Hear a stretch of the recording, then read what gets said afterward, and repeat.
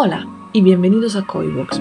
Hoy hablaremos de cómo excluir algunos clientes de los pagos online. Pero, antes que nada, vamos a configuración servicios para configurar y personalizar los servicios que queremos online, con pago seguro, sin pago seguro. Entramos en un servicio con los tres puntitos, editar, y le damos a la pestaña online. Aquí podemos marcar la disponibilidad online, añadir el importe de un pago seguro si queremos que lo tenga y darle a guardar una vez configurado todos los campos.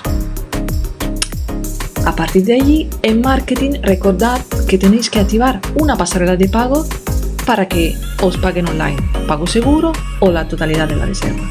Tenemos la posibilidad de configurar PayPal, Stripe o RedSys.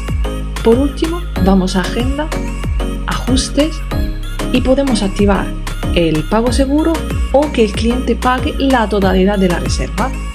Una u otra, paga reserva o pago seguro. Como en este caso, por ejemplo, si activamos el pago seguro, activamos un porcentaje de pago seguro que será la señal que el cliente nos tendrá que pagar, a menos que esos clientes no estén excluidos. Y vamos a ver cómo excluir clientes de pagos online.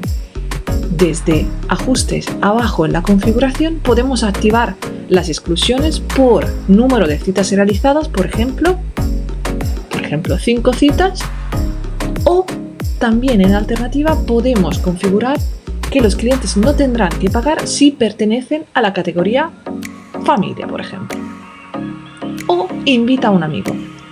Una vez que terminemos, podemos darle abajo al botón de guardar.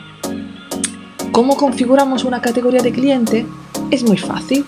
Desde el apartado Configuración, Categoría Cliente, como veis aquí, podemos editar categorías de clientes con el lápiz a la derecha, cambiando el color, añadiendo los campos, por ejemplo, el orden de la categoría, los descuentos, todo lo que haga falta y dándole a guardar. O creando una categoría desde cero, con un nombre, con un color, con todo lo que haga falta.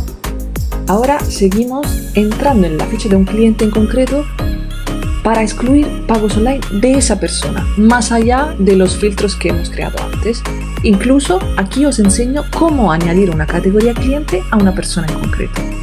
Si buscamos dentro de los clientes podremos ver todos los clientes que pertenecen a X categoría con un buscador más sencillo imposible. Coibox.